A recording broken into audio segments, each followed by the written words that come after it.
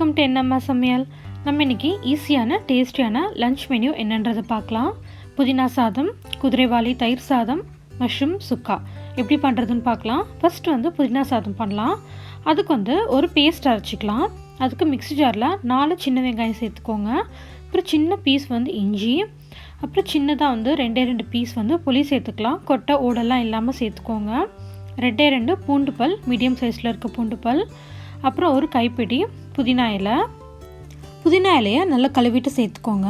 அப்புறம் இதுக்கு தேவையான அளவு உப்பு சேர்த்துக்கலாம். காரத்துக்கு ஒரே ஒரு பச்சை மிளகாய் எடுத்திருக்கேன். உங்கள் காரத்துக்கு ஏற்ற மாதிரி அட்ஜஸ்ட் பண்ணிக்கோங்க. நல்லா ஸ்மூத்தாக அரைச்சி எடுத்துக்கலாம். கொஞ்சம் கூட தண்ணி சேர்க்காமல் அரைச்சிக்கோங்க. இப்போ இதை தாளிக்கிறதுக்கு 2 டேபிள் ஸ்பூன் எண்ணெய் சேர்த்துக்கலாம். நல்லெண்ணெய் சேர்த்து பண்ணால் ரொம்ப நல்லாயிருக்கும். அதோட 1/4 டீஸ்பூன் கடுகு சேர்த்துக்கலாம். கடுகு நல்லா வெடித்து வரட்டும். கடுகு நல்லா வெடிச்சதுக்கப்புறமா அதில் 1 டேபிள் ஸ்பூன் கடலைப்பருப்பு சேர்த்துக்கோங்க. நீங்கள் விருப்பப்பட்டிங்கன்னா இப்போ முந்திரி பருப்பும் இதோடு சேர்த்துக்கலாம். கடலைப்பருப்பு நல்லா வறுபட்டு வந்ததுக்கப்புறமா நம்ம அரைச்சி எடுத்து வச்சுருந்த புதினா பேஸ்ட்டை இதோடு சேர்த்து நல்லா கலந்து விட்டுடலாம். நல்லா எண்ணெயில் வதங்கணும். அப்போ தான் நல்லா புதினாவோட பச்சை வாசனைலாம் போய் நம்ம தொக்கு நல்லா ரெடி ஆகும். 3-4 நிமிஷம் நல்லா வதக்கினதுக்கப்புறமா லைட்டாக இந்த மாதிரி எண்ணெய் பிரிஞ்சு வரும். இந்த மாதிரி வந்ததுக்கப்புறமா நம்ம வேக வச்சு எடுத்து வச்சுருக்க சாதத்தை சேர்த்துக்கலாம். இந்த மாதிரி புதினா சாதம், கொத்தமல்லி சாதம்லாம் பண்ணும்போது சாதத்தை குலையாமல் நல்லா உதிரியாக எடுத்துக்கோங்க. அப்போ தான் நம்ம கிளறும் போது நல்லாயிருக்கும். உங்களுக்கு வேணும்னா நீங்கள் பாஸ்மதி அரிசி சேர்த்து கூட பண்ணலாம். அவ்வளோதாங்க, நம்மளோட சுவையான புதினா சாதம் தயாராகிடுச்சு. அடுத்து குதிரைவாலியில் தயிர் சாதம் எப்படி பண்ணுறதுன்னு பார்க்கலாம். அதுக்கு 1/2 கப் குதிரைவாலி எடுத்திருக்கேன். அதை நல்லா கழுவிக்கலாம். 2-3 தடவை நல்லா அலசிக்கோங்க. நல்லா அலசினதுக்கப்புறமா அதில் 1/2 கப் தண்ணி சேர்த்துக்கலாம். தயிர் சாதம்ன்றதுனால நமக்கு நல்லா கொலையாக வேகணும்.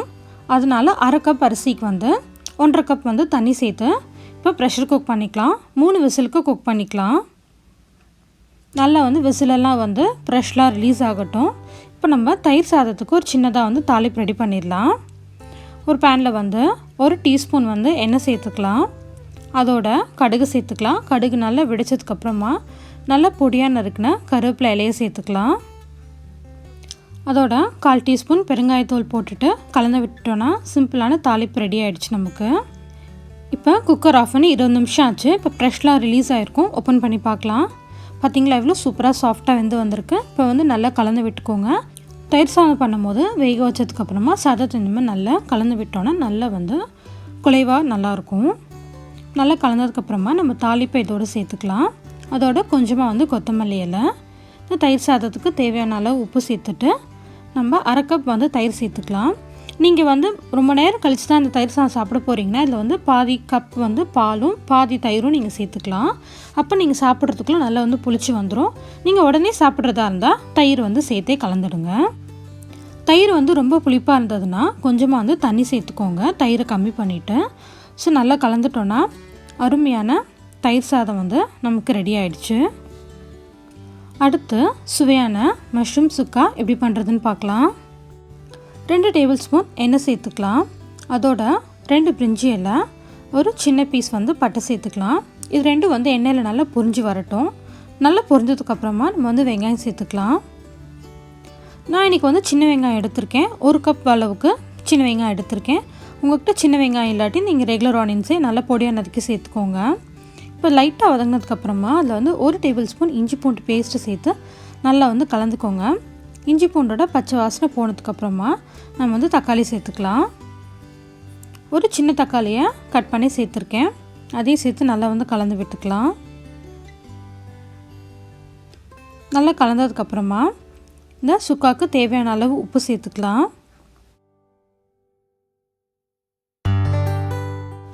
அடுத்து 1 டேபிள் ஸ்பூன் கரம் மசாலா தூள், அப்புறம் 1/2 டேபிள் ஸ்பூன் மிளகாத்தூள், 1 டேபிள் ஸ்பூன் கொத்தமல்லி தூள், 1/4 டீஸ்பூன் மஞ்சத்தூள், இது எல்லாத்தையும் சேர்த்து நல்லா கலந்து விட்டுக்கோங்க.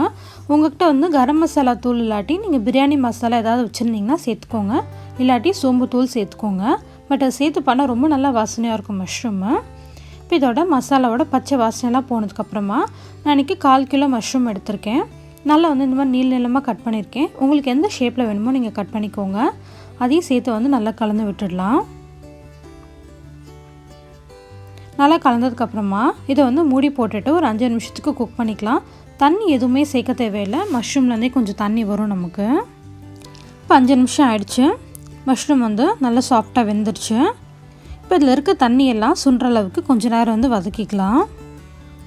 நல்லா வதக்கினதுக்கப்புறமா இதில் வந்து கொஞ்சமாக வந்து மிளகுத்தூள் சேர்த்துக்கலாம். நான் இன்றைக்கி 1 டீஸ்பூன் வந்து மிளகுத்தூள் சேர்த்துக்கிறேன். உங்கள் காரத்துக்கு ஏற்ற மாதிரி அட்ஜஸ்ட் பண்ணிக்கோங்க. பட் மிளகுத்தூள் சேர்த்தா ரொம்ப நல்லாயிருக்கும். அதோட கொஞ்சமாக வந்து கொத்தமல்லி இலை தூவி இறக்கிட்டோன்னா சுவையான மஷ்ரூம் சுக்கா ரெடி ஆகிடும். இந்த ரெசிபியை வந்து நீங்களும் கட்டாயம் செஞ்சு பாருங்கள்.